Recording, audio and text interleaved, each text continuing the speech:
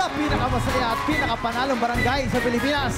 Ito ang Barangay 5 Panalo! 5 kabarangay ang nagtagisa ng galing sa pamay-fight. Pero kinapos si Cheryl sa pag-shoot ng bola. Sa ikalawang laro naman, kinulang ang skills nila Ira Lane at Kuya Ram sa pagkapa. At sa huling palaro, mainit ang naging laban ngunit hindi pinalad si Den. Kaya ang natirang matibay sa mga palarong barangay ay walang iba kundi si Jason! Paring Jason, sabi mo kanina meron kang 2 anak. Yes po, yes po. Ilan taon na? Isang 11 years old tsaka isang 14. 11 years old tsaka 14. So yung isa, elementary pa, yung isa high school. Yes po, yes. Diba? Nasaan yung mga anak mo? Nasa probinsya po silang dalawa. Saan ang probinsya natin? Agusan del Norte po, Magallanes. Nasa Mindanao. Opo, opo. Sino kasama nila sa Mindanao? Yung nanay nila. So, yung nanay nila. Kwento kasi nito is naghiwalay kami ng ano. Okay. Kailan mo huling nakita ang iyong mga anak? Last 2018 pa. 2018 pa? Doon o dito sa Maynila?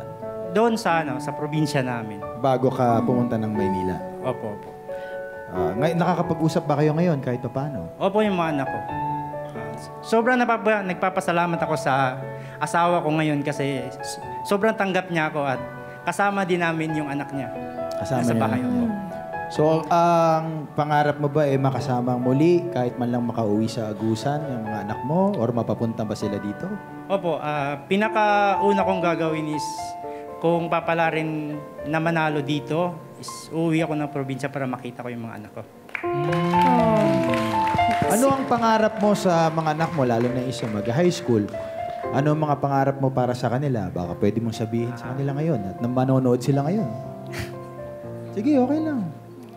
Gusto ko lang kayong makapagpatapos ng pag-aaral. Makatapos kayo sa pag-aaral para kaya nyo rin buhayin yung magiging pamilya nyo. Yun naman yung goal natin, di ba? Ikaw naman, alam ko, sa kabila ng mga hirap na dinadanas mo sa pagtatrabaho, alam natin na may miss mo yung mga anak mo, di ba? Lahat naman tayo, pag nasa trabaho, na-miss natin yung kamag-anak natin o yung mga anak natin, kapamilya natin. What more yung malalayo sa piling natin.